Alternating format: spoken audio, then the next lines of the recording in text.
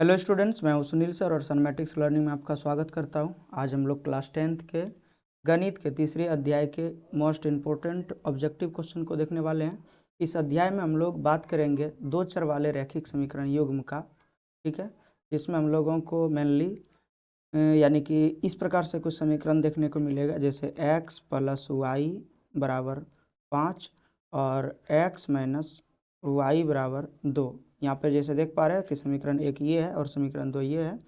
तो ये दोनों रैखिक समीकरण है और दो समीकरण लिए हैं, तो इसीलिए हम लोग इसको समीकरण युग्म कहेंगे। युग्म का अर्थ होता है जोड़ा, और रैखिक समीकरण का अर्थ होता है कि जिसमें चर का घातांक एक हो।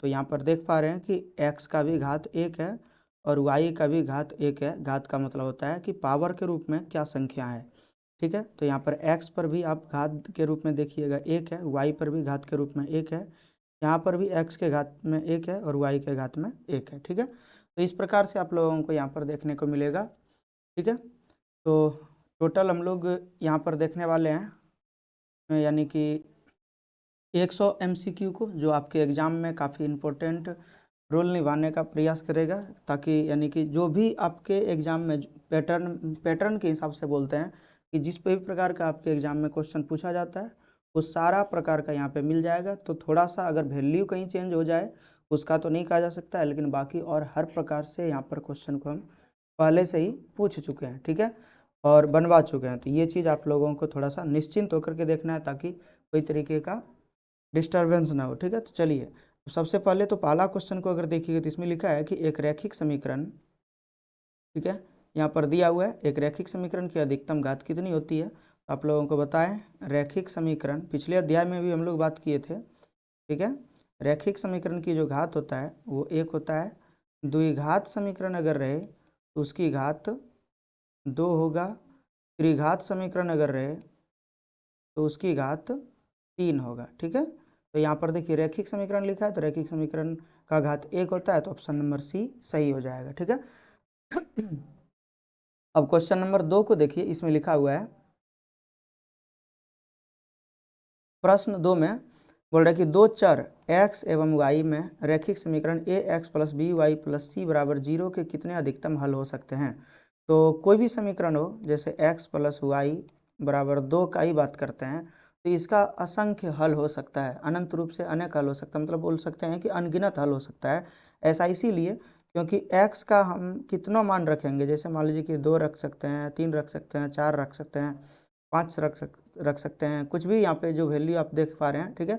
इसके अलावा भी कुछ भी अगर रखिएगा तो जितना x का वैल्यू आप रखिएगा उतना y का भी वैल्यू निकल जाएगा, मतलब x का वैल्यू रखते जाइए y का वैल्यू निकलते जाएगा, ठीक है। तो इस प्रकार से अगर देखिएगा तो बहुत सारा हल हो सकता है, तो अनगिनत हल हो जाएगा, ठीक है। चलिए, उसके बाद क्वेश्चन नंबर 3 को अगर देखिएगा तो इसमें बोला गया है यदि रैखिक समीकरणों का युग्म संगत यानी कि कंसिस्टेंट हो तो रेखाएं कैसी होगी। तो देखिए इसमें दो तरीके का हम लोग बात करते हैं, ठीक है। यहाँ पे पूरा यानी कि एक फॉर्मेट को ही देख लेते हैं, ठीक है। रैखिक समीकरण युग्म जो होता है, ठीक है, रैखिक समीकरण,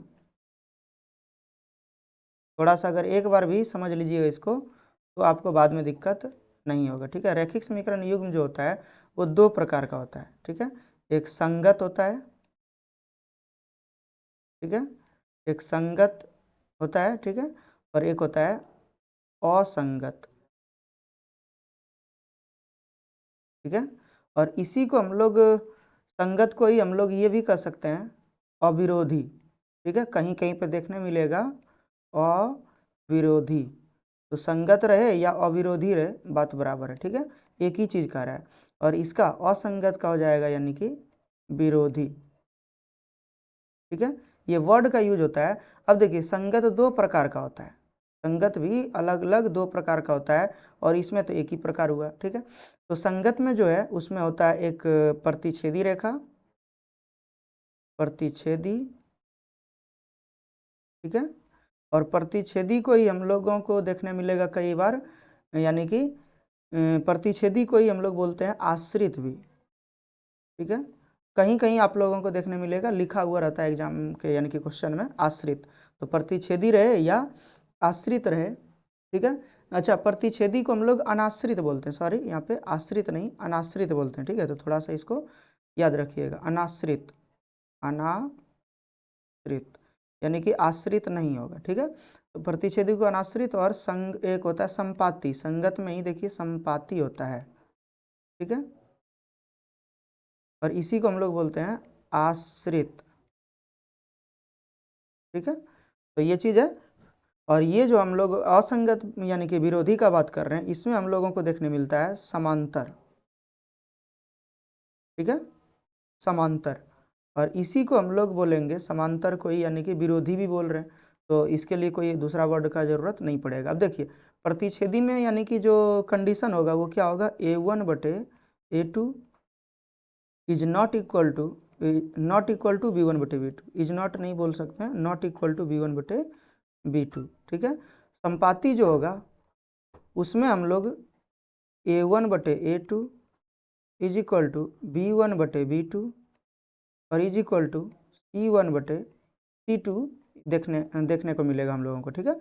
और समांतर में होगा A1/A2 is equal to B1/B2 और इज नॉट C1/C2, ठीक है। अब देखिए चित्र भी आप थोड़ा देख लीजिए, तो चित्र इसका कैसा होगा, तो ये प्रतिच्छेदी का ऐसे होगा, एक लाइन इधर से है तो दूसरा लाइन कुछ इस प्रकार से होगा कि एक दूसरे को काटेगा।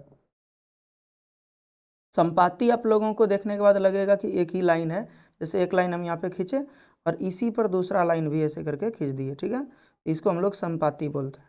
और समांतर को हम लोग कुछ ऐसे करके दिखाते हैं, पहले से भी आप लोगों को पता होगा, ठीक है। तो समांतर देख रहे हैं यहाँ पे, ठीक। तो इसमें अगर लाइन एक दूसरे को टच कर रहा है तो इसको हम लोग बोलेंगे संगत, ठीक है। अगर लाइन एक दूसरे को टच कर रहा है तो संगत बोलेंगे या अविरोधी बोलेंगे, ठीक है। और अगर लाइन नहीं एक दूसरे को टच कर रहा है तो असंगत बोलेंगे, और सारा कंडीशन आपको समझा चुके हैं। अब आप लोगों को याद रखना है कि ये जो है यानी कि रैखिक समीकरण युग्म का यानी कि युग्म संगत हो तो रेखाएं कैसी होगी, तो संगत अगर होगा तो संगत की स्थिति में या तो प्रतिच्छेदी होगा या तो संपाती होगा, तो दोनों हो सकता है। तो ऑप्शन नंबर डी में देखिए दोनों मिल रहा है, ठीक है, तो ऑप्शन नंबर डी सही हो जाएगा। चलिए अब क्वेश्चन नंबर 4 को अगर देखिएगा तो इसमें यहाँ पर लिखा हुआ है समीकरण x - y का आलेख कैसा सरल रेखा होगा।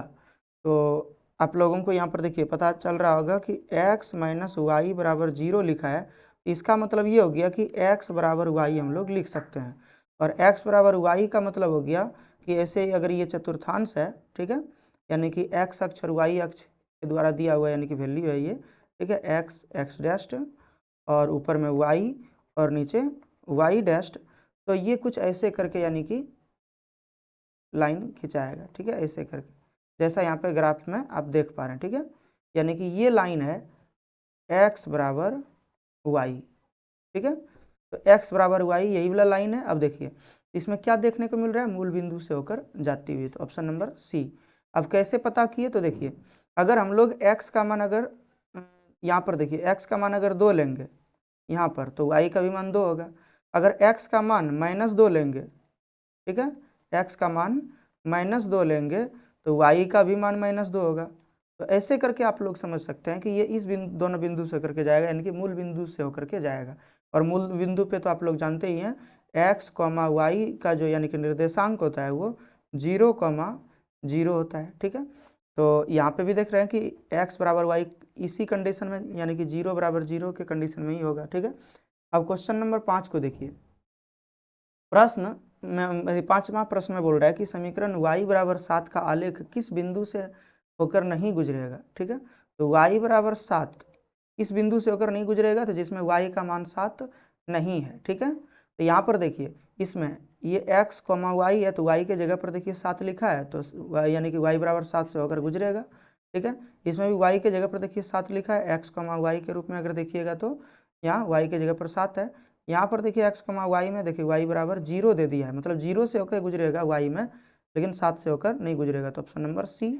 और डी में भी देखिएगा तो 7 से होकर गुजरेगा, ठीक है, तो ऑप्शन नंबर सी सही हो जाएगा। अब क्वेश्चन नंबर देखिए यहाँ पर 6 को, ठीक है, जिस समीकरण निकाय का अद्वितीय हल होता है वह क्या होता है। तो अद्वितीय हल में आप लोगों को बताए हैं, अद्वितीय मतलब क्या होता है कि एक हल मतलब प्रतिच्छेदी, और प्रतिच्छेदी का मतलब क्या होता है अनाश्रित, ठीक है। तो विरोधी या अविरोधी में हम लोग बोल सकते हैं इसमें यानी कि अविरोधी तो बोल सकते हैं, ठीक है, अविरोधी बोल सकते हैं क्योंकि इसमें दोनों आता है, समांतर भी आता है, संपाती भी आता है और प्रतिच्छेदी भी आता है। संपाती और प्रतिच्छेदी दोनों आता है, ठीक है, प्रतिच्छेदी ये दोनों आता है। हालांकि इसको हम लोग अगर लिखेंगे तो अनाश्रित बोलेंगे, ठीक है, अगर लिखना हो अलग से एक वर्ड में तो इसको अनाश्रित भी बोलेंगे, ठीक है, यानी कि अद्वितीय हल वाले को, ठीक है, अनाश्रित,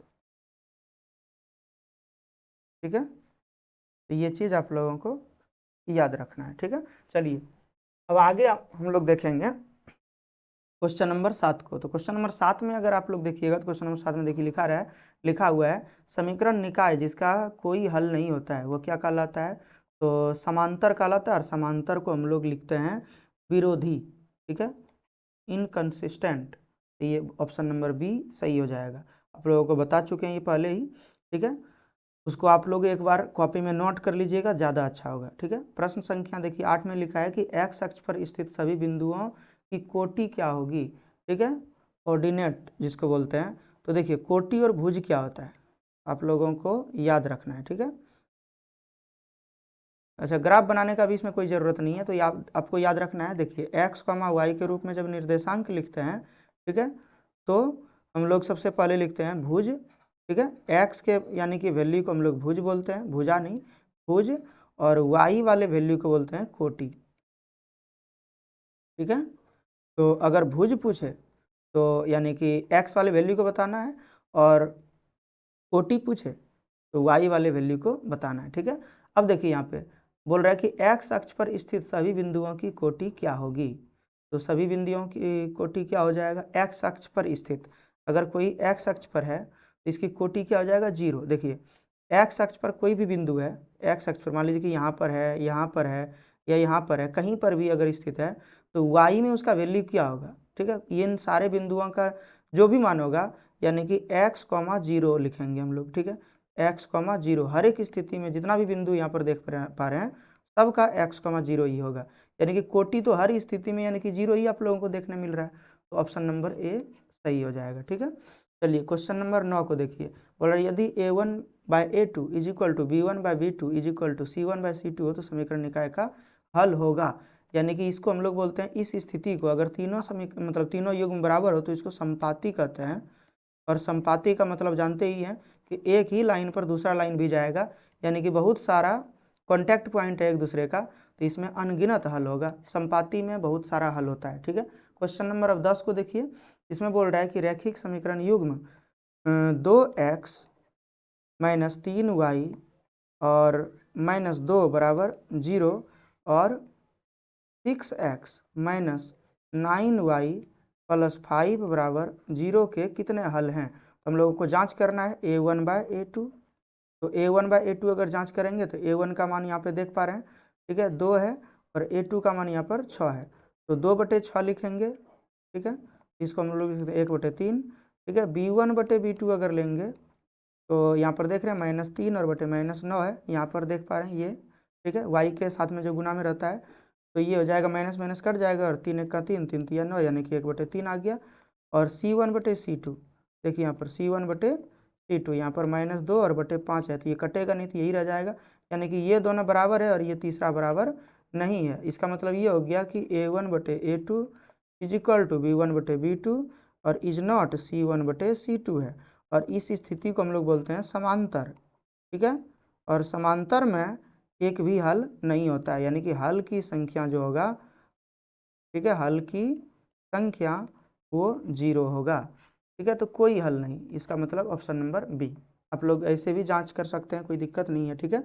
अब देखिए क्वेश्चन नंबर 11 को देखिए, समीकरण निकाय x + 2y बराबर 3 और 5x + ky बराबर 5 के अनगिनत हल होने के लिए k का मान होगा। तो k के जगह पर क्या होना चाहिए, तो देखिए अनगिनत हल का मतलब क्या हो गया, a1/a2 is equal to b1/b2 is equal to c1/c2।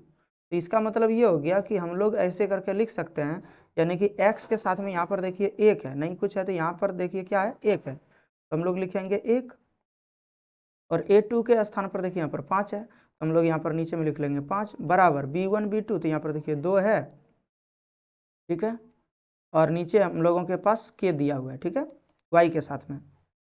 और C में देखिए यहाँ पर क्या है -3, क्योंकि इस पार में अगर ले जाइएगा यानी कि बराबर के लेफ्ट साइड में, तो माइनस में 3 हो जाएगा, तो -3, और बटे नीचे में इसमें भी देखिए आ जाएगा इस साइड में, तो -15 हो जाएगा। हम लोग यहाँ पर लिख लेंगे -15, माइनस से माइनस कैंसिल हो जाएगा, 5 3 1 3 3 5 15। अब देखिए यहाँ पर क्या हो जाएगा, 1/5 है, 2/K है, और 1/5 है। तो यहाँ देखिए पहला और तीसरा यानी कि जो इस तरीके से बराबर है, उसी तरीके से ये बीच वाला भी बराबर होगा, यानी कि अगर नीचे में ऊपर में अगर 1 है और नीचे 5 हुआ, यानी कि 1 का 5 गुना है, तो 2 का भी यहाँ 5 गुना होगा, 2 का 5 गुना, इसका मतलब क्या हो गया 10, यानी कि K बराबर 10 निकल जाएगा, ठीक है। ये तो समझ का इसमें काम है, ठीक है। K का मान 10 होगा, तो इस स्थिति में अगर K का मान 10 रहेगा तो अनगिनत हल होगा समीकरण युग्म का। अब क्वेश्चन नंबर 12 को देखिए, K के किस मान के लिए बोल रहा है कि रेखा संपाती प्रदर्शित करता है। तो यहाँ पर भी आप लोग देख पा रहे हैं कि x के साथ में 1 है बटे यानी कि यहाँ पर देख रहे हैं 3 है, तो 1/3 हो जाएगा। उसी तरीके से यहाँ पर देखिए 2/K हो जाएगा, ठीक है, 2/K। अब यहीं से आप लोग निकाल सकते हैं, तिरछी गुना भी कर लीजिएगा डायरेक्ट तो निकल जाएगा, ठीक है। तिरछी गुना कर लीजिएगा तो क्या हो जाएगा, 3 1 का 3, यानी कि K 1 का K, और 3 दूना 6 हो जाएगा, यानी कि K बराबर 6, तो ऑप्शन नंबर, ठीक है, सी सही है। चलिए उसके बाद हम लोग क्वेश्चन नंबर 13 को देखने वाले हैं। इसमें बोल रहा है कि 4x + py = 6 और 12x + 9y = 15 है, यानी कि 15 है, समांतर रेखाएं हैं। तो p का मान क्या होगा। समांतर की स्थिति में आप लोगों को पता होगा A1/A2 = B1/B2 और नॉट इक्वल टू C1/C2 होता है, ठीक है। तो ये तो हम लोग कैंसल ही करेंगे। अब इन दोनों को अगर साथ में लेके चलें, यहाँ पर देखिए A1/A2 मतलब क्या हो गया 4/12। आप लोग देख पा रहे हैं यहाँ पर x के साथ में 4 है और यहाँ पर x के साथ में 12 है, तो 4/12। उसी तरीके से यहाँ पर y के साथ में देखिए p है और यहाँ y के साथ में 9 है, यहाँ पर लिखेंगे हम लोग p/9। अब बस इसी को सॉल्व करना है, तिरछी गुना करेंगे तो 12 गुना p, यहाँ पर हो जाएगा 12p, और यहाँ पर हो जाएगा 4 गुना 9, ठीक है। अब हम लोग भागा में भेजेंगे यानी कि 12 को, यहाँ 36 और बटे 12, तो 3 बार में कट जाएगा, तो p बराबर यानी कि 3 आ गया। तो क्वेश्चन नंबर यानी कि जो है ऑप्शन नंबर जो यहाँ पर देख पा रहे हैं, ऑप्शन नंबर बी में इज द राइट आंसर, ठीक है, लिखा हुआ है। चलिए क्वेश्चन नंबर 14 को अगर देखिएगा तो इसमें बोला है के किस मान के लिए समीकरण निकाय जो दिया हुआ है यहाँ पर, ठीक है, इसका कोई हल नहीं है। तो कोई हल नहीं होने के लिए क्या होना चाहिए, समांतर होना चाहिए। तो समांतर के लिए देखिए क्या लिखेंगे, K/6, ठीक है, और बराबर अभी तुरंत बताए थे -y नहीं बल्कि -1, y के साथ में 1 है, और बटे -2। अब इसी को हम लोग तिरछी गुना कर लेंगे तो माइनस माइनस पहले कट जाएगा और 2K हो जाएगा, और बराबर 6 1 का 6। अभी 2 से अगर 6 को कटा दें, ठीक है, तो 3 बार में कटेगा, यानी कि K बराबर 3 आ गया। तो ये रिपीटेड क्वेश्चन एक तरीके से है, आप लोग भी बना सकते हैं, कोई दिक्कत नहीं है, ठीक है। नया नया टॉपिक आप लोगों को मिलते जाएगा, ठीक है। अब देखिए आगे, यदि A1/A2 not equal to B1/B2 हो तो रैखिक समीकरण युग्म का हल होता है। तो कितना हल होता है, तो केवल एक हल, एक और केवल एक। यहाँ ऑप्शन नंबर ए में देखिए लिखा है, ठीक है। इसको हम लोग प्रतिच्छेदी स्थिति बोलते हैं, प्रतिच्छेद करता है इस स्थिति में, ठीक है, रेखाएं एक दूसरे को प्रतिच्छेद करता है। तो ये भी याद रखिएगा, संगत होता है, यानी कि लाइन एक दूसरे को टच कर रहा है तो संगत होगा। अब क्वेश्चन नंबर 16 को देखिए, इसमें बोल रहा है कि समीकरण निकाय x + 2y = 5 और 3x + 12y = 10 का हल कैसा होगा। तो यहाँ पे हम लोग जांच कर लेंगे, यानी कि x के गुणांक को पहले चेक करेंगे। तो x का गुणांक पहले देखिए 1 है और नीचे 3 रखेंगे, तो यहाँ पर देखिए 1 था इस जगह पर, और यहाँ पर इसमें 3 है, ठीक है, तो यहाँ पर 3 लिख दिए। फिर y का गुणांक देखिए यहाँ पर क्या है, 2 यानी कि 12। हम लोग देखेंगे 2/12, कटा के भी देख लेते हैं, ठीक है।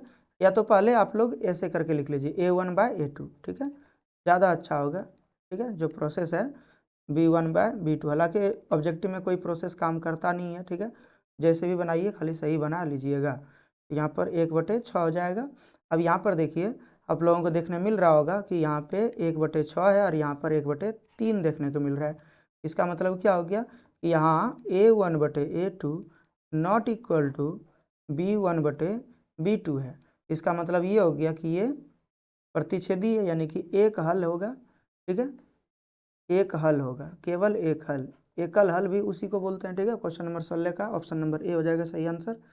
उसके बाद देखिए आगे समीकरण बोल रहा है कि समीकरण निकाय इतना में के कोई बोल रहा है कि के कोई हल ना होने के लिए के का मान, अच्छा के कोई हल, अच्छा ये दोनों समीकरण युग्म बोल रहा है, के बोल रहे हैं यहाँ पे। ठीक है, समीकरण युग्म जो लिखा है इतना बराबर के लिख दिया था तो बोला जा रहा था। ठीक है, लेकिन यहाँ पर देखिए कि जो जो दोनों समीकरण दिया हुआ है उसका युग्म का कोई हल ना होने के लिए, अब कोई हल किस स्थिति में नहीं होगा, जब समांतर होगा।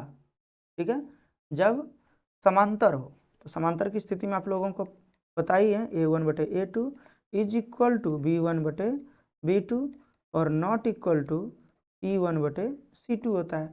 बस इसी चीज़ को फॉलो करना है। तो हम लोगों को ठीक है यहाँ पर देख लेना कि पहले एक A1/A2 यानी कि 3/6 है, फिर B1/B2 में अगर देखिएगा ठीक है तो यहाँ पर देखने को मिलेगा यहाँ पर -1 और बटे -2, तो ये दोनों ठीक ही है, बराबर ही है यहाँ पे। ठीक है, हाँ, लेकिन यहाँ पर आप देखिए तीसरा में क्या होना चाहिए, यहाँ पर 5। देखिए यहाँ पे जैसे 3 है तो नीचे 6 हुआ, यहाँ पे -1 था नीचे -2 हुआ, यहाँ 5 है तो यहाँ -10, मतलब 5 है तो यहाँ 10 नहीं होना चाहिए, ये नहीं होना चाहिए। अगर ये होगा तो फिर संपाती हो जाएगा। ठीक है, तो 10 नहीं होना चाहिए। 10 नहीं होने के लिए यहाँ पर देखिए लिखा है के नॉट इक्वल टू 10, यानी कि ऑप्शन नंबर सी का सही हो जाएगा। अगर 10 आ जाएगा तो संपाती हो जाता है, आप लोगों को पता होगा, तीनों बराबर हो जाएगा तो संपाती बोलेंगे और उसमें अनेक हल हो जाएगा। अब बोला कोई हल नहीं होने के लिए, तो के स्थान पर 10 नहीं आना चाहिए, मतलब 10 के अलावा कुछ भी आ सकता है। ठीक है, अब देखिए क्वेश्चन नंबर 18 को, इसमें बोल रहा है कि यदि 2x + 3y = 4 और ax + 10y = 9 का कोई हल नहीं है तो a का मान क्या होगा। कोई हल नहीं होने के लिए क्या चाहिए, A1/A2 = B1/B2 होना चाहिए, तो 2/a और बराबर 3/10 लिखेंगे। यहाँ पर देखिए x का गुणांक को लिखेंगे एक बार। ठीक है, यानी कि 2/a और 3/10, इसी दोनों को तो बराबर करना है, बस निकल जाएगा। ठीक है, क्योंकि जानते ही हैं समांतर की स्थिति में कोई हल नहीं होता है। ठीक है, तो और समांतर की स्थिति में यही होता है, और ये नॉट इक्वल टू C1/C2 तो उसको लेने का क्या जरूरत है। अब हम लोग गुना करेंगे तो यहाँ पर देखिए क्या हो जाएगा, 10 दूना 20 हो जाएगा और 3 गुना a तो 3a हो जाएगा, इसीलिए a बराबर हमारे पास आ जाएगा 20/3। तो option number C is the right answer. ठीक है, अब क्वेश्चन नंबर 19 को अगर देखिएगा तो सेम क्वेश्चन इसी तरीके से रिपीट कर रहे हैं, आप लोग इसको बनाइए खुद से, मैं तो यही कहता हूँ। ठीक है, इसमें बोल रहा है कि समीकरण निकाय का अनंत हल है, या हाँ अनंत हल बोल रहा है, अनंत हल। तो अनंत हल होने के लिए क्या चाहिए, या अनेक हल होने के लिए क्या चाहिए, तो तीनों बराबर होना चाहिए। तीनों बराबर कब होगा, यहाँ पर जैसे देखिए 1/5 है, यानी कि 1 के साथ देखिए यहाँ 1 है यहाँ 5 है, थोड़ा सा बता देते हैं, यहाँ 1 है यहाँ 5 है, यहाँ 2 है तो यहाँ 10 होना चाहिए, तब ना बराबर आएगा। ठीक है, पहला नंबर देखिए 1 है यहाँ 5 है, यहाँ 2 है तो यहाँ 10, यहाँ 3 है तो यहाँ 15, तो आप देख ही पा रहे हैं, इसमें कोई दिक्कत नहीं होना चाहिए, तो यहाँ 10 होना चाहिए, कितना होगा 10। ठीक है, तो देख पा रहे हैं यहाँ पे ऑप्शन नंबर ए में सही है। ठीक है, अब आगे देखिए समीकरण युग्म 2x + 4y = 3 तथा 12x + 6y = 6 के कितने हल हैं, तो जांच करेंगे थोड़ा। 2/12 लिखेंगे तो आ जाएगा 1/6, और फिर यहाँ पर देखिए लिखेंगे 4/6, ये 2/3, यानी कि 2/3 आ गया। अब यहाँ पर देख पा रहे हैं कि A1/A2 not equal to B1/B2 है, तो इस स्थिति में एक हल होता है, तो ऑप्शन नंबर बी सही होगा। ठीक है, चलिए क्वेश्चन नंबर 21 को देखिए, इसमें लिखा है कि x + y = 3 है और 3x - 2y = 4 है, तो x और y के मान होगा। तो इसको देखिए आप लोग दो तरीके से बना सकते हैं, या तो पूरा सॉल्व कर लीजिए x y का मान निकालिए, या तो फिर ऑप्शन से जांच करिए। ठीक है, तो यहाँ पर देखिए इसमें बोल रहा है क्या, x + y = 2 है, मतलब x का मान और y का मान को जोड़ेंगे तो 3 आएगा। ठीक है, तो देखिए यहाँ पर क्या है, 2 है और 1 है तो 3। ठीक है, ऑप्शन नंबर ए सही अभी आ रहा है, लेकिन दोनों में चेक करना है, अब ये पहला समीकरण भी चेक करना है और दूसरा समीकरण में भी चेक करना है। ठीक है, तो ऐसा नहीं कि एक समीकरण में चेक कर लीजिएगा। तो ऑप्शन नंबर ए पहला समीकरण के अनुसार से सही है। ठीक है, अब देखिए ऑप्शन बी भी चेक कर लेते हैं, ठीक है। यहाँ पे 1 है, यहाँ 2 है, तो 2 1 3 हो जाएगा। यहाँ पर देखिए 4 है, यहाँ -1 है, तो 4 में -1 यानी कि हो जाएगा, तो 3 ही बचेगा, ठीक है। और ये -1 और -2, तो -3 होगा। तो ये ऑप्शन डी तो ऐसे ही कट हो गया, यानी कि पहला समीकरण में भी नहीं बैठा। अब हम लोगों को कन्फ्यूजन है ए बी सी में, ठीक है। तो यहाँ पर देखिए अब दूसरा समीकरण को भी जांच करेंगे। x का मान के x के जगह पर 2 रखेंगे तो यहाँ पर हो जाएगा 3 दूना 6, ठीक है। और ये y के जगह पर अगर हम लोग रख दें कितना 1, तो 2 1 का 2 हो जाएगा, बीच में घटा है तो बराबर 4। देखिए समीकरण यानी कि समीकरण जो 2 है वो ऑप्शन नंबर ए के अनुसार से सुटेबल बैठ रहा है, ठीक है। इसका मतलब क्या है, समीकरण 1 के लिए भी सही है और समीकरण 2 के लिए भी सही है, तो ऑप्शन ए सही हो जाएगा। बाकी अब चेक करने का भी जरूरत नहीं है, लेकिन चेक करके देख सकते हैं, संतुष्टि हो जाएगा आपको, ठीक है। अब देखिए अगर मान लीजिए कि x के स्थान पर हम लोग क्या रख दें, इस जगह पर 1 रख दें, ठीक है। तो x के स्थान पर अगर हम लोग 1 रख देंगे तो क्या बन जाएगा, ये पूरे समीकरण का वैल्यू यहाँ पर 3 हो जाएगा। और घटा अगर y के जगह पर 2 रख देंगे तो 2 दूना 4 हो जाएगा, तो यहाँ पे बचेगा -1, जबकि है यहाँ 4, तो नहीं सही आ रहा है, मतलब ये ऑप्शन गलत है। और उसी तरीके से ये भी आप चेक करिएगा तो गलत आएगा, ठीक है। ऑप्शन नंबर ए सही होगा, ठीक है। ये हो गया एक तरीका। और दूसरा तरीका आप लोगों के लिए हम बता देते हैं। दूसरा तरीका में क्या होगा, ठीक है। दूसरा तरीका में यानी कि सरल कर लेंगे, हल कर लेंगे इस समीकरण को, ठीक है। तो कैसे हल करना है, तो देखिए x + y = 3 है, ठीक है। तो इसीलिए हम लोग लिख सकते हैं x बराबर यानी कि 3 - y, ठीक है। बस अब इस समीकरण 2 में ले जाकर रख देना है। समीकरण 2 अगर देखिएगा तो क्या है, 3x माइनस यानी कि यहाँ पर 2y है और बराबर 4 है। अब करना क्या है, तो यहाँ पर देखिए 3 × x के स्थान पर हम लिखेंगे 3 और घटा y, ब्रैकेट बंद कर दिए, और माइनस में 2y है और बराबर 4। देखिए ये जो x था, x के स्थान पर यहाँ पर देख पा रहे हैं 3 घटा y को रख दिए, तो ये बन गया, ठीक है। अब आगे देखिए क्या हो जाएगा, 3 तिया 9 हो जाएगा, और 3 गुना y तो 3y हो जाएगा माइनस में, और माइनस में 2y और बराबर 4।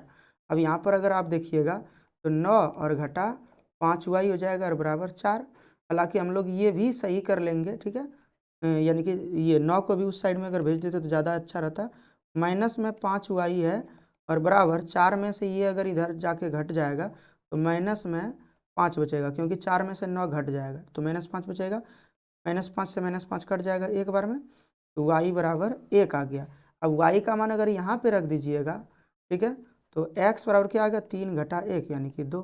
देखिए option number A is the right answer आ रहा है।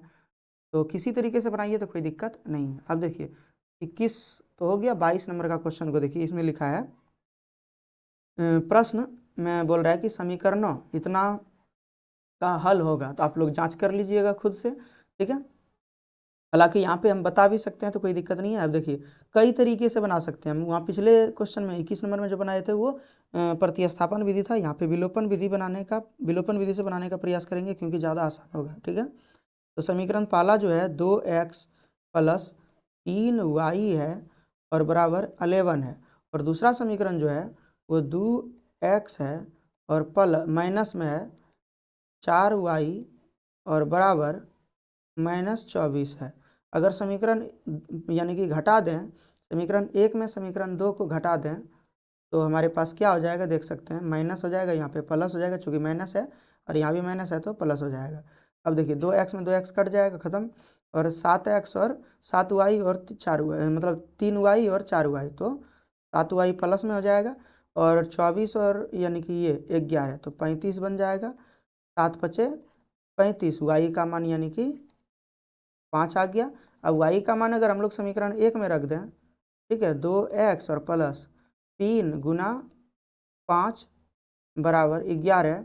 यहाँ पर देखिए क्या हमारे पास आएगा, 2x बराबर 11 और घटा 5 तिया 15, तो 11 में 15 घटाएंगे तो बचेगा माइनस में 4, तो 2 बार में कटाएंगे तो बचेगा यानी कि 2, x बराबर 2 और x बराबर -2 और y बराबर 5। तो x बराबर -2 और y बराबर 5, देखिए कौन सा ऑप्शन में सही है, ऑप्शन नंबर डी।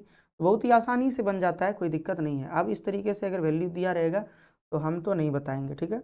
अब देखिए ये जो क्वेश्चन है इसको आप लोग बनाइएगा तो 0.3x है माइनस 0.37 है और बराबर 37x है और माइनस 0.3 है। ठीक है, अब देखिए x वाले को एक साइड रखेंगे और अचर पद को एक साइड रखेंगे, तो 0.3x और माइनस 0.37x हो जाएगा x, और बराबर यहाँ पर हो जाएगा, देखिए माइनस में 0.3 और प्लस में हो जाएगा 0.37। ठीक है, ये यानी कि इस साइड ले गए। अब देखिए आगे, और इसको हम लोग x वाले को इस साइड ले आए। अब देखिए क्या यहाँ पे हो जाएगा, तो 0.3 को हम लोग लिख सकते हैं 0.30। ठीक है, यहाँ पर देखिए 0.3 को हम लोग लिख सकते हैं 0.30x। सेम होता है वैल्यू की, किसी तरीके का दिक्कत नहीं, दशमलव के बाद जीरो का कोई मान नहीं होता। ठीक है, तो 30 में से 37 घटेगा, ऐसा इसी लिखिए क्योंकि इसमें देखिए दशमलव के बाद 2 अंक है और इसमें दशमलव के बाद एक ही अंक था, बराबर करना था, तो हम लोग बराबर जब कर देंगे तो 30 बन जाएगा, और 30 में से 37 घटाएंगे तो माइनस में 0.07 बचेगा, इतना x, और इधर हो जाएगा। ठीक है, 37 में से देखिए 30 घटेगा तो यहाँ पे बचेगा हमारे पास यानी कि 0.07। ठीक है, तो ये तो जान यही रहे कि पूरा सेम वैल्यू एक बार में कट जाएगा, यानी कि इधर एक आ जाएगा, और ये जो माइनस है उस साइड भेज देंगे तो x बराबर -1 आएगा। तो option number A is the right answer. ठीक है, अब आगे देखिए समीकरण कितना में बोल रहा है कि x और y के मान क्या होगा, तो ये आप लोगों के ऊपर छोड़ देते हैं क्या आंसर होगा।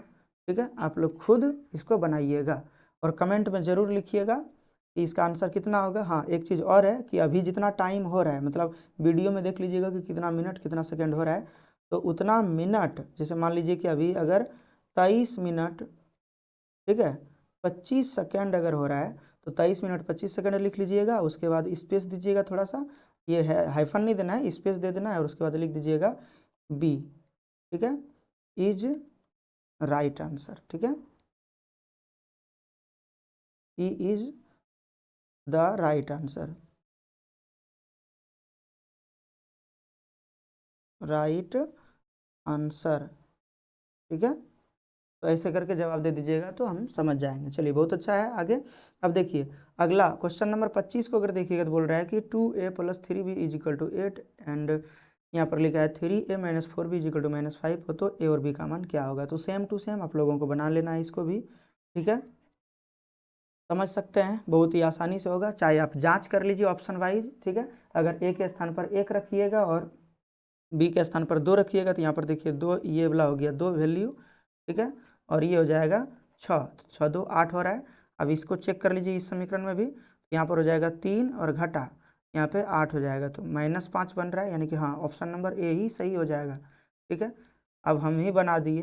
ठीक है, अब सोच रहे थे कि बनाएंगे लेकिन बन गया, तो चलिए कोई बात नहीं है। ठीक है, आप लोगों के लिए दूसरा क्वेश्चन देंगे। अब देखिए आगे, इसमें बोल रहा है कि समीकरण निकाय इतना, 2 समीकरण दिया, एक ये समीकरण है और आगे देखिए यहाँ पे एक और ये समीकरण है। ठीक है, इसमें बोल रहा है क्या, इसका आलेख कैसी रेखाएं होगी, तो हम लोगों को जांच कर लेना है। यहाँ पर देखिए a1/a2 अगर करेंगे तो 6/3 हो जाएगा, यानी कि 2 आया।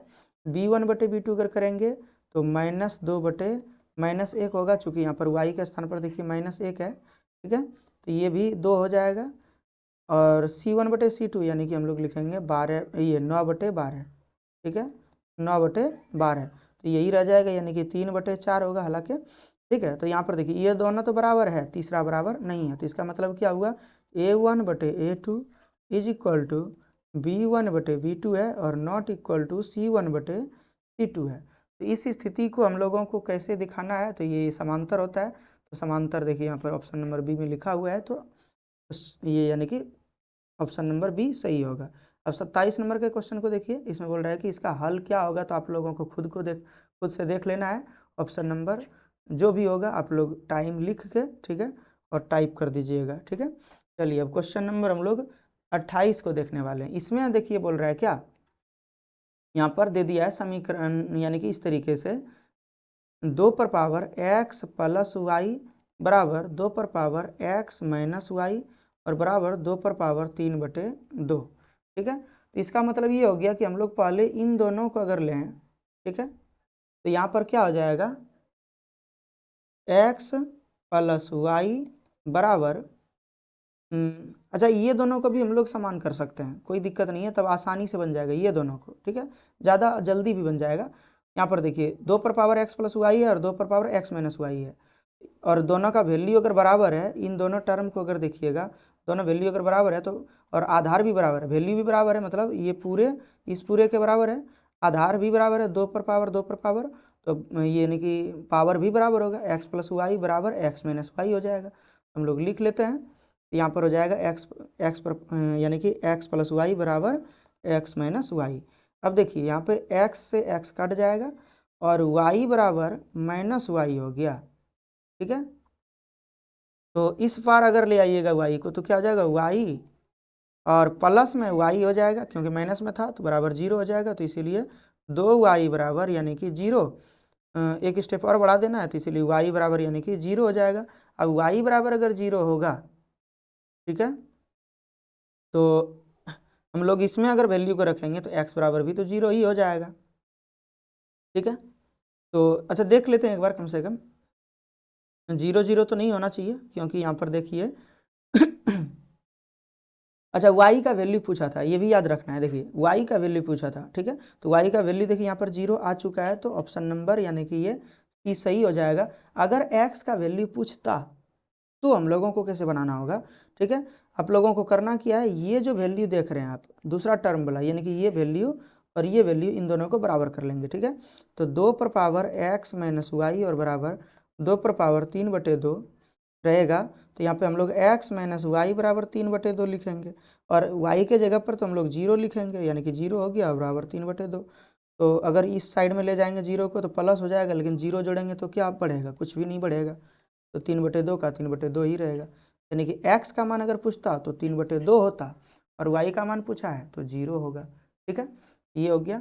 अब आगे देखिए, इसमें बोल रहा है कि प्रश्न यानी कि प्रश्न 29 में बोल रहा है कि x plus 2 into x minus 2 बराबर 5 के मूल कौन से हैं, तो कौन से मूल हैं, तो आप लोगों को ऐसे कर लेना है, x plus 2 is equal to 5, और x देखिए यहाँ पर थोड़ा सा समझा देते हैं आपको, कभी भी ऐसा सवाल अगर दिया रहेगा, ठीक है, x plus 2 into x minus 2 is equal to 0 अगर लिखा रहता था तो हम लोग दोनों टर्म को 0 के बराबर करते हैं, पिछला चैप्टर में तो बताया ही है, ठीक है, दोनों टर्म को हम लोग 0 के बराबर करते हैं, लेकिन यहाँ पे अगर 5 दिया है तो 5 के बराबर करेंगे बस। तो यहाँ पर x प्लस 2 बराबर अगर 5 कर देते हैं तो x बराबर हो जाएगा 5 घटा 2 बराबर 3, ठीक है। और अगर हम लोग इन दोनों को चलने लेके, ठीक है, तो यहाँ पर हो जाएगा x minus 2 is equal to 5, तो x इज इक्वल टू हो जाएगा माइनस, यानी कि यहाँ पे 5 है और माइनस में, माइनस से यानी कि प्लस में आ जाएगा, ये हो जाएगा 5 2 7, x बराबर 7। तो अब यहाँ पे देखिए 3 है और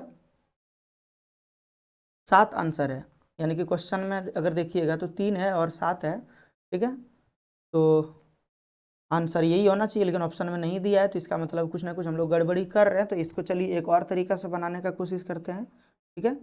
तो यहाँ पर अगर देखिएगा क्वेश्चन को, तो कुछ ऐसे लिखा हुआ है, x plus 2 into x minus 2 is equal to 5, ठीक है। तो यहाँ पर हम लोग लिखेंगे, देखिए a plus b into a minus b है, तो इसका हो जाएगा a square minus b square बराबर 5। अब यहाँ पर देखिए एक्स स्क्वायर हो जाएगा और ये माइनस में 4 हो जाएगा और बराबर यहाँ 5। अब देखिए एक्स स्क्वायर बराबर हो जाएगा 5 और जोड़ में 4 हो जाएगा, तो एक्स स्क्वायर बराबर यानी कि आया 9, तो एक्स बराबर क्या हो जाएगा, अंदर दी रूट 9 हो जाएगा। इसका मतलब हो गया +-3, यानी कि +-3 आप लोग देख रहे हैं ऑप्शन नंबर बी में। मतलब ऐसे करके अगर सेकेंड मेथड से बनाए, ठीक है, ये फर्स्ट मेथड तो पूरा गलती ही हो गया, ठीक है, अगर सेकेंड मेथड से बनाए, ठीक है, इधर से इधर आप लोगों को यानी कि ये गलत मान के चलना है कि ये ऐसे करके नहीं बनाना है, कोई भी समीकरण रहेगा तो ऐसे ही बनाना है, फॉर्मेट के थ्रू बनाना है, ठीक है, डायरेक्ट बराबर नहीं लेना है अगर जब तक कि 0 ना रहे, ठीक है, समझ रहे हैं। तो ये दूसरी विधि से ही बनाना है, तभी सही बनेगा, अन्यथा ये गलत हो जाएगा, ठीक है। तो ये चीज़ आपको याद रखना है, option number B is the right answer है, ठीक है। अब देखिए आगे क्वेश्चन नंबर ये 30 में आप लोगों को यहाँ पर देखिए लिखा है, आप लोगों को पूछा जा रहा है कि 2x प्लस के वाई इजिकल टू 3 और x minus h y is equal to 2 का हल ये 1 एवं यानी कि x का मान 1 है और y बराबर 3 है, तो k का मान क्या होगा? तो k का मान हम लोग निकाल लेंगे, यहाँ से समीकरण 1 से ही तो निकल जाएगा, दूसरा देने का जरूरत था भी नहीं। ठीक है, तो कैसे निकालेंगे? देखिए 2 और गुना 1 और प्लस k इंटू, यानी कि गुना में हम लोग लिखेंगे 3 और बराबर 3।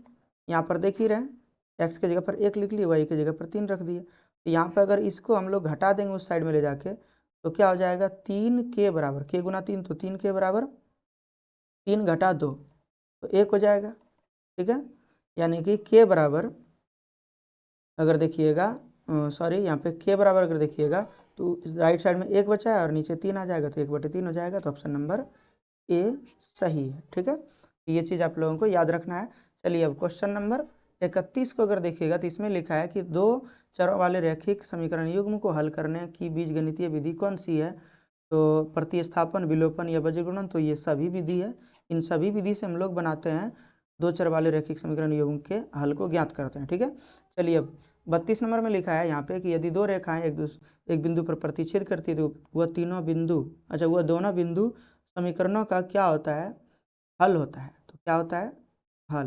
अच्छा, यदि 2 रेखाएं एक बिंदु पर प्रतिच्छेद करें तो अद्वितीय हल होगा। ठीक है, एक बिंदु पर अगर प्रतिच्छेद करेगा तो एक हल। ठीक है, अगर 2 बिंदु पर प्रतिच्छेद करे तो 2 हल, ऐसे करके। ठीक है, अगर 3 बिंदु पर प्रतिच्छेद करे तो 3 हल। आप लोगों को ये चीज़ समझना है। और अगर कोई बिंदु पर प्रतिच्छेद न करे, जैसे मान लीजिए कि ये एक रेखा है और दूसरा रेखा ऐसे करके चले गया, एक भी बिंदु पर प्रतिच्छेद नहीं किया है, तो कोई हल नहीं। और अगर बहुत सारा बिंदु पर प्रतिच्छेद करे, मतलब एक ही रेखा पर दूसरा भी रेखा है, तो अनेक हल। यहाँ पर देख ही पा रहे हैं, यहाँ पर एक हल हुआ, यहाँ पर 2 हल हुआ, यहाँ पर 3 हल हुआ, यहाँ पर कोई हल नहीं हुआ, यहाँ पर अनेक हल हुआ। ठीक है, यानी कि इन्फिनिटी बोल सकते हैं। ठीक है, चलिए अब आगे 33 नंबर का, संपाती रेखाओं के लिए समीकरण निकाय के हल की संख्या होता है तो अनगिनत। संपाती रेखा अभी तुरंत तो बताए थे, देखिए यहाँ पे ये जो बताए हैं। ठीक है, यही है संपाती रेखा। चलिए अब 33 का हो गया। अब 34 में देखिए, बोल रहा है कि समीकरण 3x + y = 11 के प्राकृतिक संख्याओं के समुच्चय में कितने हल होंगे? तो प्राकृतिक संख्याओं के समुच्चय में आप लोगों को पता होगा कि x बराबर हम लोग प्राकृतिक संख्या रख सकते हैं, यानी कि 1 रख सकते हैं, 2 रख सकते हैं, 3 रख सकते हैं, 4 रख सकते हैं, बहुत सारा रख सकते हैं वैल्यू। तो अगर x का बहुत सारा वैल्यू रखिएगा तो y का भी बहुत सारा वैल्यू निकलेगा। ठीक है, जितना वैल्यू x का है उतना वैल्यू y का निकलेगा। मतलब अगर x का वैल्यू इन्फिनिटिव है तो y का भी वैल्यू इन्फिनिटिव होगा, और x और y का वैल्यू इन्फिनिटिव हुआ तो मतलब हल इन्फिनिटिव हो गया। ठीक है, हल भी इन्फिनिटिव हो गया। तो ऑप्शन नंबर, ठीक है, डी, अनगिनत। चलिए 35 का अब आगे देखिएगा, तो बोल रहा है कि इसमें यदि रेखाएं समांतर हो तो समीकरण युग्म का हल होगा। समांतर की स्थिति में कोई हल नहीं होता है, तो आप लोगों को ये याद रखना है।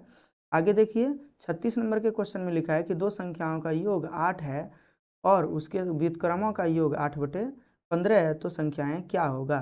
तो 2 संख्याओं का योग 8 है, तो x + y बराबर हम लोग 8 माने हैं, और इसके व्युत्क्रमों का योग, व्युत्क्रम का योग मतलब क्या होता है? 1/x और प्लस 1/y बराबर 8/15 है। तो इसका वैल्यू क्या होगा? तो देखिए यहाँ पे करना क्या है, इसी से हम लोग आगे बढ़ेंगे, यही टर्म से। तो हम लोग अगर x y का एलसीएम ले लेंगे तो x × y हो जाएगा। ठीक है, x × y, यहाँ पर आ जाएगा y × y और प्लस x × x और बराबर 8/15। अब आगे देखिए यहाँ पे, इसको ऊपर वाले को हम लोग x + y भी तो लिख सकते हैं। ठीक है, तो x + y और बराबर बटे x × y और बराबर 8/15 है। अब आगे देखिए यहाँ पर x + y का वैल्यू आप लोग देख रहे हैं 8 है, तो x + y के जगह पर हम लोग 8 रख देंगे, तो 8 और बटे x × y बराबर 8/15, 8 से 8 कट जाएगा। ठीक है, तो x × y बराबर 15 होगा। ठीक है, तो 2 समीकरण हमारे पास निकल गया, एक x × y निकल गया और एक x + y निकल गया। ठीक है, देखिए हालांकि ये दूसरा अध्याय से क्वेश्चन है या चौथा अध्याय से बोल सकते हैं, ये तीसरा अध्याय का क्वेश्चन है ही नहीं। ठीक है, क्योंकि द्विघात समीकरण बन जाएगा अगर वैल्यू निकालेंगे तो। अगर यहाँ से y का वैल्यू निकालें इस समीकरण से, तो यहाँ पे आ जाएगा 15/x, और वैल्यू अगर इस समीकरण में आप रखिएगा तो यहाँ पर हो जाएगा x + y बराबर 8 है, तो यहाँ पर हो जाएगा x और प्लस 15/8 बराबर 8, ठीक है। 15/8 नहीं, यहाँ पे है 15/x और बराबर 8। अब यहाँ पे देखिए ये एलसीएम लेंगे तो x² और प्लस 15 हो जाएगा, चूँकि यहाँ से यहाँ गुना हो जाता है, आप लोगों को पता होगा, और बटे में x है तो x लिखेंगे और बराबर 8। अब आगे देखिए ये x को इस साइड में भेज देंगे तो 8x हो जाएगा, तो x² प्लस 15 और बराबर 8x हो जाएगा। अब देखिए इसको अगर इस साइड में ले जाएगा तो x² माइनस में 8x और प्लस में 15 है, ये है बराबर 0।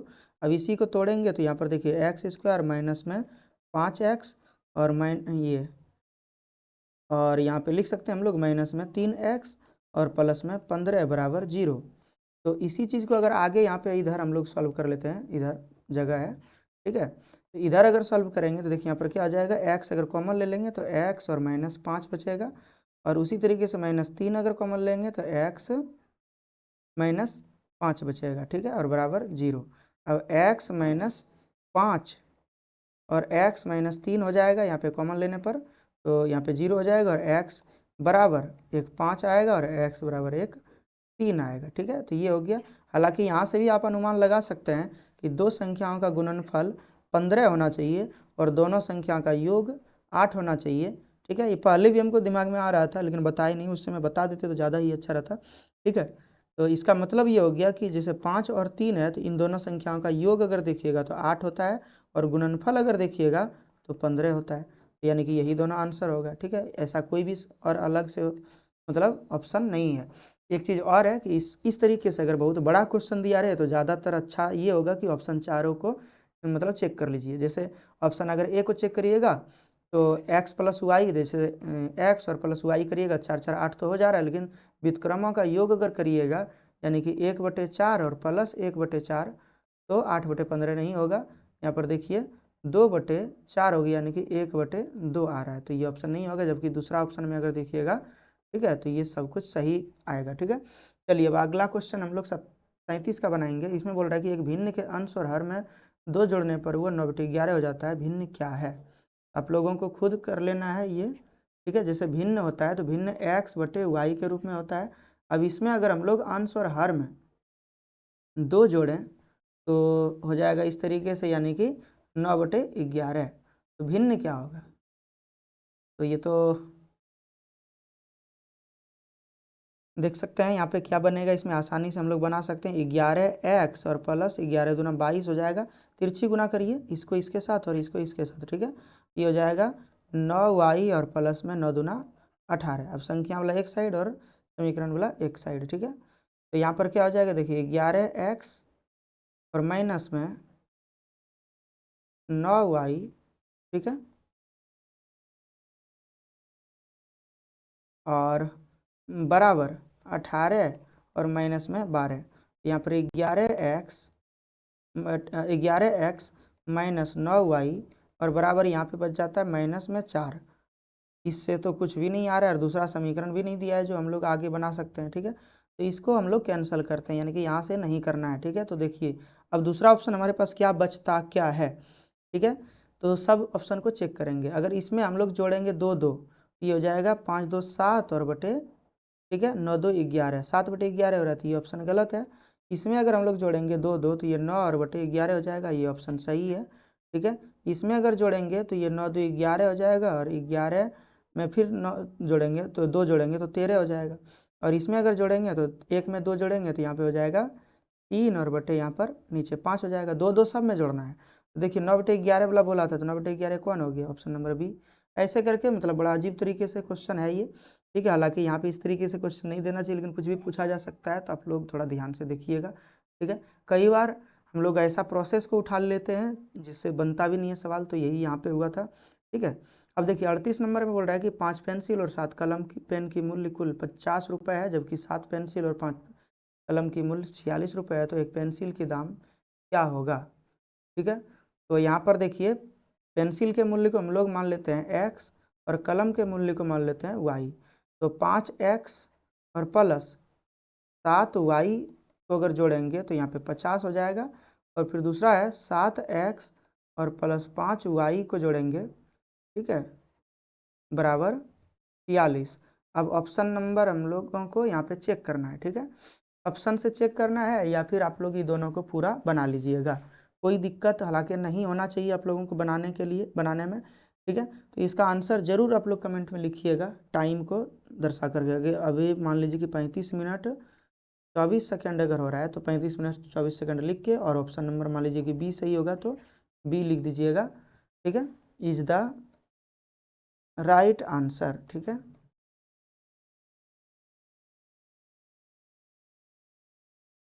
ठीक है, ऐसे करके आप लोग लिख दीजिएगा तो हम समझ जाएंगे। चलिए अब आगे 39 का, इसमें बोल रहा है कि पिता की उम्र पुत्र की उम्र की 3 गुनी है, 5 वर्ष बाद पिता की आयु पुत्र की आयु की 2.5 गुनी होगी, वर्तमान आयु ज्ञात करिए। तो पिता का उम्र पुत्र की उम्र से 3 गुना है, ठीक है। तो पिता का उम्र मान लीजिए कि यहाँ पे देखिए पिता का उम्र हम लोग मान लेते हैं y और पुत्र का उम्र मान लेते हैं x, ठीक है। इसका मतलब ये हो गया कि y इज इक्वल टू अगर लिखेंगे तो y का जो उम्र होगा वो 3 गुनी है पुत्र से, तो x का 3 गुना 3x हो जाएगा, यानी कि y is equal to 3x होगी, और 5 वर्ष बाद पिता पुत्र की आयु का 2.5 गुना रह जाएगा, मतलब 5 साल बाद। तो 5 साल बाद क्या करेंगे, तो हम लोग पहले बराबर दोनों को लेना है हम लोगों को, ठीक है, x और बराबर y, उम्र में हमेशा बराबर लेना है, समीकरण को लेने का कोशिश करना है, ठीक है, और बराबर करना है। अभी बराबर है नहीं, 5 साल बाद का बात कर रहे हैं तो 5 साल बाद हम लोग ले लिए, यानी कि बढ़ा दिए 5 साल, ठीक है। और उसके बाद करना क्या है, इसमें बोल रहा है कि ये पुत्र का 2.5 गुना रहेगा, तो 2.5 गुना का मतलब क्या होगा, 5/2, 5/2 गुना, 5/2 से अगर गुना कर देंगे तो पिता का उम्र निकल जाएगा, y और प्लस 5 और बराबर यहाँ पर देखिए हो जाएगा 5, ठीक है। अच्छा एक चीज़ और है, यहाँ पर ये जो 2 है ना, ये इस साइड में अगर भेज दें, ठीक है, तो ये हो जाएगा यहाँ पर देखिए 2y और प्लस 5 दूना 10 हो जाएगा, और यहाँ पर हो जाएगा 5 से गुना करेंगे तो 5x और प्लस यहाँ पे हो जाएगा हमारे पास 25, ठीक है। अब आगे देखिए, तो इसमें हम लोग लिखेंगे इसको 5x, ठीक है, और माइनस में 2y, ठीक है, और ये वाला जो है उस साइड में भेज देते हैं, तो 10 जो है यहाँ पे, इसमें अगर माइनस में 25 हो जाएगा तो -15 बचेगा इधर, ठीक है, इधर -15 बचेगा। तो अगर -15 को हम लोग इस साइड ले जाएं तो कोई दिक्कत तो है नहीं, ठीक है, यानी कि 5x - 2y और बराबर -15 हम लोग लिख सकते हैं। अब y के स्थान पर अगर 3x रख दीजिएगा तो निकल जाएगा। एक समीकरण देखिए यहाँ पर ये है और एक समीकरण ये है, अगर बनाना हो तो बना लीजिएगा इसको, ऐसे करके बना सकते हैं। 5x को 5x लिखिए और 2 × 3x लिख देते हैं, और बराबर यहाँ पे माइनस में 15 लिख दीजिएंगे, ठीक है। अब देखिए यहाँ पे हो जाएगा 5x और -6x और बराबर -15। अब यहाँ पे x बराबर -x बराबर -15 है, तो x माइनस से माइनस कट जाएगा तो x बराबर 15 हो जाएगा। तो बोल रहा है कि वर्तमान आयु क्या है, तो एक 15 हो गया, तो एक हो जाएगा देखिए x का मान 15 है तो y का मान क्या हो जाएगा, यहाँ पे 45 हो जाएगा, ठीक है, क्योंकि 3 से गुना करें 15 दिया 45, तो 45 और 15 होगा आंसर, ठीक है, ऐसे करके बना सकते हैं।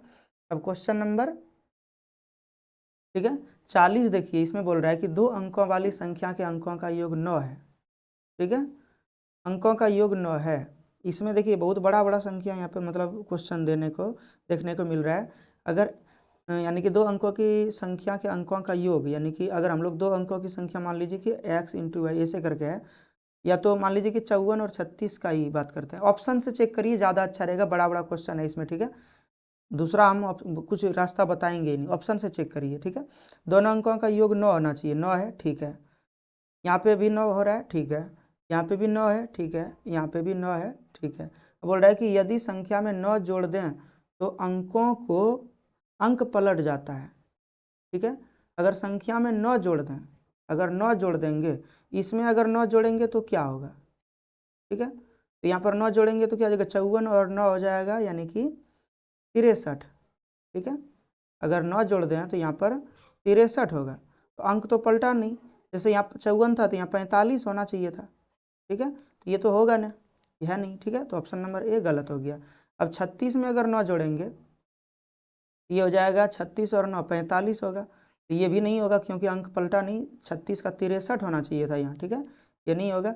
45 में अगर 9 जोड़ेंगे हम लोग, ठीक है, तो ये 54 हो रहा है, तो यहाँ पर देखिए 45 है और यहाँ 54 है, मतलब अंक पलट गया। देखिए जहाँ पे 4 था वहाँ 5 हो गया, जहाँ 5 था वहाँ 4 हो गया, 45 का 54 बन गया। ठीक है, तो ये यानी कि ऑप्शन नंबर सी सही है। कितना आसानी से बन गया। ठीक है, फालतू का इतना मेहनत कर रहे हैं हम लोग। अब देखिए आगे, यदि a1/a2 = b1/b2 is not c1/c2 हो तो समीकरण का आलेख कैसा होगा। आप लोगों को बताए थे ये इसमें समांतर होता है, तो समांतर की स्थिति में आप लोगों को ऐसा करके समीकरण का आलेख होता है। समांतर ऑप्शन नंबर सी में है, तो लिख दीजिए। अब के किस मान के लिए बोल रहा है कि ये संपाती होगा, तो आप लोगों को बताए थे संपाती में तीनों बराबर होगा, यानी कि यहाँ पर अगर 1 का 3 गुना है, देखिए यहाँ x में 1 है और यहाँ x में 3 है, यहाँ 1 का 3 गुना होगा, 2 का भी 3 गुना होगा, तो 2 का 3 गुना यानी कि 6 होगा। बस हो गया आंसर। ठीक है, ऑप्शन नंबर सी। अब बहुत ही शॉर्ट में आप लोगों को बताएंगे। ठीक है, बहुत ज़्यादा लेट होते जा रहा है। समीकरण निकाय x + 2y = 5 और 3x + 12y = 10 का कैसा हल होगा। तो देखिए यहाँ है 1, यहाँ पर है 3। ठीक है, 1/3 हो गया, उसके बाद 2 और यहाँ 12 है, तो 1/6। यहाँ पर हुआ 1/3 और यहाँ हुआ 1/6, तो ये दोनों बराबर तो है नहीं, तो इसका मतलब क्या है, एक हल होगा। एक हल, अद्वितीय हल जिसको बोलते हैं। ठीक है, तो ऑप्शन नंबर ए में सही है। ठीक, अब आगे देखिए, उसी प्रकार से हम लोगों को देखना है क्वेश्चन नंबर 44 को। तो क्वेश्चन नंबर 44 अगर देखिए तो इसमें लिखा है कि समीकरण 4x + py = 6 और 12x + 9y = 15 समांतर रेखाएं, तो p का मान क्या होगा। तो समांतर के लिए आप लोगों को पता ही है कि ये, ठीक है, और ये दोनों बराबर होगा, इसका अनुपात। ठीक है, समांतर में तो बराबर होता है, 2 को बराबर होता है। यहाँ पर देखिए कितना है, 1/3 आ रहा है, मतलब 4/12 करिएगा तो 1/3 आएगा, और यहाँ पर p/9 आएगा। बस इसी को बराबर कर देना है। ठीक है, तो 1/3 और बराबर p/9, तो क्या हो जाएगा, यहाँ पर देखिए 3 तिया 9, या फिर इस 9 को आप लोग यहाँ ले जाइए। ठीक है, तो क्या हो जाएगा, 9/3 बराबर p, तो 3 तिया 9, यानी कि p बराबर जो आया वो 3 आया, तो ऑप्शन नंबर बी सही है। ठीक है, अब आगे देखिए यहाँ पे के किस मान के लिए समीकरण निकाय के अनंत हल है। तो अनंत हल कब होगा, जब संपाती होगा, और संपाती की स्थिति में तीनों बराबर होता है। तो आप लोगों को यहाँ पर देखना है, जैसे यहाँ पर 1 है, यहाँ 5 है, तो इसका मतलब हो गया कि 1/5 आ रहा है ये। यहाँ 2 है और यहाँ के है, तो यहाँ 2 और बटे के आ रहा है, बराबर कर दीजिए। तो यहाँ पर देखिए क्या हो जाएगा, 1/5 और बराबर 2/के, तो ये हो जाएगा के 1 का के और 5 दूना 10। Option number A is the right answer. ठीक है, अब ये 46 का देखिएगा, समीकरण निकाय जिसका कोई हल नहीं होता वो क्या कहलाता है। जब कोई हल नहीं होता है तो इसमें देखिए ऑप्शन दिया है अविरोधी, विरोधी। ठीक है, तो विरोधी में कोई हल नहीं होता, इनकंसिस्टेंट जिसको बोलते हैं। ठीक है, ये हो गया। अविरोधी में तो आश्रित और संपाती, मतलब आश्रित भी हो जाता है, और अच्छा आश्रित और संपाती तो एक ही होता है, आप लोगों को बताए हैं। ठीक है, आश्रित और संपाती ये दोनों एक ही है। ऑप्शन ऐसे समझाने का यहाँ कोई मतलब नहीं है, और आंसर तो हो गया। ठीक है, और अविरोधी का तो आप लोगों को पता ही है, अविरोधी मतलब संगत होता है, जिसमें संपाती और प्रतिषेधी दोनों आता है। ठीक है, 45 का देखिए, इसमें लिखा है 3x - y = 5 और 6x - 2y = k है। इसका कोई हल ना होने के लिए k का क्या मान होना चाहिए, कोई हल नहीं होना चाहिए, मतलब समांतर होना चाहिए। ठीक है, तो यहाँ पर k के स्थान पर 10 नहीं होना चाहिए। देख लीजिएगा यहाँ पर, जैसे देखिए 3 और यहाँ 6 है, 1/2 होगा। ठीक है, यहाँ भी 1/2 आएगा। ठीक है, -1 और -2 है, और यहाँ 1/2 नहीं आना चाहिए। बस यही चीज़ आप लोग याद रखिएगा, ये दोनों बराबर होता है, तीसरा बराबर संपाती में नहीं होता है, मतलब 5/k बराबर नहीं रहना चाहिए, यानी कि अगर के और 5 दूना 10 करिएगा तो k नॉट इक्वल टू 10 होना चाहिए। Option number B is the right answer. ठीक है, 48 में देखिए, जिस समीकरण निकाय का अद्वितीय हल होता है, मतलब अद्वितीय का मतलब हो गया एक हल होता है, एक हल होता है, वह क्या कहलाता है। तो वो विरोधी, अविरोधी, या आश्रित, या क्या कहा जाता है। तो हम लोग पहले ही पढ़े हैं, इसी को हम लोग संपाती भी कहते हैं, आश्रित को कई बार पढ़े हैं, इसको याद रखिएगा तो आश्रित हो जाएगा। ठीक है, 49 नंबर का आप देखिए, 49 का यानी कि क्वेश्चन नंबर यहाँ पर देखिएगा, तो a1/a2 = b1/b2 = c1/c2 हो तो समीकरणों का आलेख कैसा होगा। तो तीनों अगर बराबर होगा तो इसको संपाती बोलते हैं, तो ऑप्शन नंबर सी हो जाएगा। ठीक है, इसमें देखिए 50 में बोल रहा है कि ax + by + c = 0 में y का मान x के पदों में क्या होगा।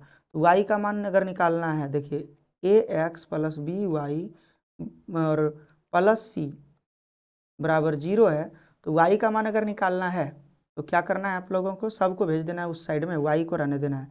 तो बी वाई बराबर हम लोग लिखेंगे माइनस में ए एक्स और माइनस में सी, ठीक है। तो ये चीज़ हो गया। और उसके बाद हम लोग क्या करेंगे, यहाँ पर देखिए बी को अगर भेज देंगे इस साइड में भाग में, तो माइनस ए एक्स और माइनस सी और बटे बी हो जाएगा। ऑप्शन नंबर देखिए यहाँ पर ए में ये मिल जा रहा है, ठीक है, तो ए सही हो जाएगा। अब देखिए अगर इसी को अगर पूछ देता कि एक्स के पदों में ज्ञात करना है, ठीक है, तो लिख देते हम लोग ए एक्स और बराबर, ठीक है, मतलब एक्स के पदों में व्यक्त करना है, एक्स को अगर दिखाना था, एक्स का मान निकालना था, तो क्या लिखेंगे माइनस में बी वाई माइनस में सी, ठीक है, और इसीलिए एक्स बराबर जो हो जाएगा वो माइनस में बी वाई माइनस में सी और बटे ए हो जाएगा, यही हो जाता है, ठीक है। तो ये ऑप्शन नंबर ए तो सही आंसर हो गया। अगर एक्स का पूछता तब ये जवाब देते और वाई का पूछा है तो ये, ठीक है। अब यहाँ पर देखिए हम लोग टोटल 50 क्वेश्चन कंप्लीट कर चुके हैं। तो अगर यहाँ तक आप देखे हैं तो एक कमेंट, एक लाइक तो जरूर बनता है, और कमेंट करिए कि कैसा अभी तक में आप लोगों को सेशन लगा, ठीक है। अब 51 नंबर से देखिए ज़्यादातर रिपीटेड क्वेश्चन है, तो आप लोगों के ऊपर ही छोड़ेंगे। इसमें देखिए एक्स और वाई का मान क्या होगा, तो ऑप्शन से आप लोग चेक करिएगा, ठीक है, कोई दिक्कत नहीं होना चाहिए। चलिए उसके बाद देखिए 52 नंबर के क्वेश्चन को अगर देखिए तो इसमें लिखा है कि x minus y is equal to 2 और x plus y is equal to 10 है, इसमें हल क्या होगा। इसमें भी आप लोगों को खुद से बनाना है। देखिए दोनों का मान यानी कि दोनों का अंतर होना चाहिए 2 और दोनों का योग होना चाहिए 10। देखिए दोनों का अंतर तो यहाँ पर 2 है, ऐसे करके देखिए कि अगर 4 में से 2 घटाते हैं, यहाँ देखिए 4 में से अगर 2 घटाते हैं तो 2 तो आ जाता है, लेकिन 4 और 2 को जोड़ेंगे तो 6 ही हो रहा है, 10 नहीं हो रहा है। उसी तरीके से यहाँ 5 3 8 हो रहा है, 10 नहीं हो रहा है, 5 4 10 हो रहा है, ये ठीक है, समझ रहे हैं, 5 4 10 हो जा रहा है। और 6 में से यानी कि अगर अंतर करते हैं तो 2 होता है और जोड़ करते हैं तो 10 होता है, तो यहाँ पर देखिए दोनों मैच कर रहा है, ठीक है। ये सब इसी तरीके से आपको चेक करना है, जितना भी ऑप्शन आप लोगों को देखने मिलेगा, ठीक है, समझ रहे हैं। एमसीक्यू अगर रहेगा तो आपको एकदम भी बनाना नहीं है प्रोसेस वाइज, ठीक है, बहुत लंबा क्वेश्चन बनता है, ठीक है। इसमें ऑब्जेक्टिव में अगर रहे ऑप्शन दिया हुआ है, एमसीक्यू में मतलब 4 ऑप्शन दिया है, तो चारों को चेक कर लीजिए, तुरंत हो जाएगा, ठीक है। अब यहाँ पर देखिए अंतर तो इसमें 2 हो रहा है, लेकिन योग देखिए 7 5 12 हो रहा है, 10 नहीं हो रहा है, तो अपने पता चल जाएगा। अब देखिए 53 में बोल रहा है कि यदि 0.3x, अच्छा ये तो क्वेश्चन आपका रिपीटेड है, आप लोग खुद से बना लीजिएगा, ठीक है, हम नहीं बताएंगे इस बार, ठीक है, इस बार हम नहीं बताएंगे, आप लोग खुद देखिएगा, ठीक है। चलिए आगे 54 नंबर का है समीकरण 3x minus 5y equal to 0 और 9x plus 15y equal to 0 में x और y के मान होंगे। तो देख लीजिए यहाँ पे, ठीक है, कि अगर x के जगह पे 1 और y के जगह पर 1 रखेंगे तो देखिए क्या हो जाएगा, यहाँ पर 3 हो जाएगा और यहाँ पे माइनस और यहाँ पे 5 हो जाएगा, 5 1 का 5, यहाँ 3 1 का 3, तो -2 आ रहा है। यहाँ देखिए 0 है तो बराबर नहीं है, तो इसका मतलब ये ऑप्शन नंबर ए गलत। अगर 0 0 रखते हैं तो 0 0 हो जाता है, ये सही आ रहा है। अच्छा देखिए यहाँ पे पहला समीकरण के लिए भी सही आ रहा है और दूसरा समीकरण के लिए भी सही आ रहा है, ठीक है, मतलब 9 इंटू 0 तो यहाँ भी 0 हो जाएगा, यहाँ भी 0, 0 प्लस 0 तो 0 ही हो जा रहा है, ठीक है। तो ऑप्शन नंबर बी सही हो जाएगा। अब चेक करने का भी जरूरत नहीं है, हालांकि आप संतुष्टि के लिए चेक कर सकते हैं, ठीक है। अगर यहाँ 3 रखेंगे एक्स के जगह पर तो क्या हो जाएगा, देखिए 9 ये 27 हो जाएगा और यहाँ पर 0 हो जाएगा, 27 और प्लस 0 तो 27 हो जाएगा, यहाँ 0 है, आएगा नहीं आंसर, तो इसीलिए ये सब आंसर नहीं होगा, ये भी गलत हो जाएगा, ये भी गलत हो जाएगा, आप लोग चेक करके देख सकते हैं, ठीक है।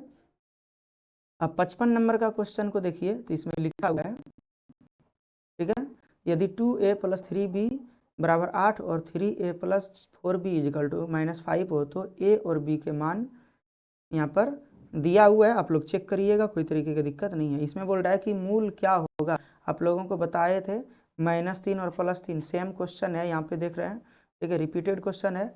इधर भी आप लोग बना लीजिएगा, 57 का भी बना लीजिएगा, कोई दिक्कत नहीं होगा, ठीक है।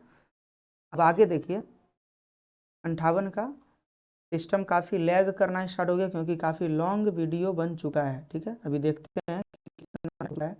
अब अगर ज़्यादा दिक्कत होगा तो यहाँ तक ही हम लोग छोड़ेंगे और आप लोगों के ऊपर हम इसको छोड़ देंगे कि आप लोग खुद से बना लीजिएगा PDF में, ठीक है। अभी तक में 1 घंटा 4 मिनट हो चुका है, ठीक है। तो चलिए थोड़ा सा देखते हैं, हल्का फुल्का अगर क्वेश्चन को हम लोग देख पाएंगे तो देखते हैं और बाकी हम लोग बनाएंगे। ठीक है, तो यहाँ से अब देख सकते हैं ये सब क्वेश्चन को भी आप लोग खुद से बनाइए, जांच करिएगा। ठीक है, ऑप्शन को तो ऑप्शन जांच करिएगा समीकरण 1 से और समीकरण 2 से, तो हो जाएगा। ठीक है, कोई दिक्कत नहीं है। ठीक है, और अगर कोई प्रॉब्लम है तो क्वेश्चन नंबर अगर बता दीजिएगा तो इसका डाउट क्लास हम ले लेंगे। ठीक है, क्वेश्चन नंबर अगर आप बता दीजिएगा कमेंट में, जितना क्वेश्चन आपको दिक्कत हुआ है, जैसे मान लीजिए कि 15 नंबर उधर 50 तक तो हम कंप्लीट करा ही चुके हैं, 50 तक कंप्लीट पूरी तरीके से हो चुका है। मान लीजिए कि ये 65 नंबर में प्रॉब्लम हुआ तो 65 नंबर लिखिएगा, 70 नंबर में प्रॉब्लम हुआ तो 70 नंबर लिखिएगा, ऐसे लिख के और उसके बाद फिर मान लीजिए कि 85 में डाउट है तो 85 में लिख दीजिएगा। ठीक है, 100 में डाउट है 100 लिख दीजिएगा, और उसके बाद फिर आगे कमेंट में लिख करके बता दीजिएगा इस क्वेश्चन में डाउट है तो हम आपको बता देंगे। ठीक है, बाकी आप क्वेश्चन देख लीजिए।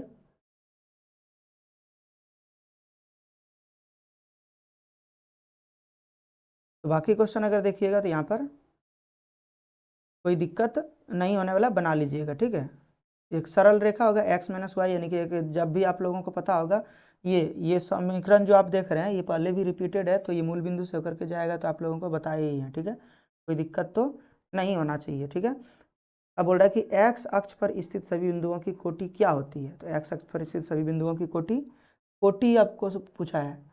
ठीक है, तो 0 होता है। सेम क्वेश्चन देखिए पूछा हुआ है, रिपीटेड क्वेश्चन है। ठीक है, अब बोल रहा है कि y से होकर कौन बिंदु नहीं जाएगा, 63 नंबर में देखिए।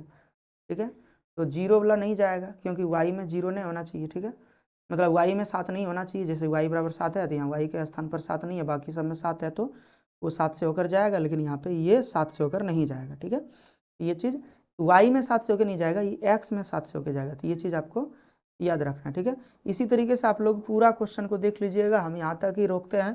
ठीक है, क्योंकि सिस्टम काफ़ी लैग करना स्टार्ट हो गया और कोई क्वेश्चन ऐसा नहीं है जो दिक्कत वाली है। ठीक है, आप लोग खुद से बना लीजिएगा, तो कोई प्रॉब्लम अगर है तो बताइएगा।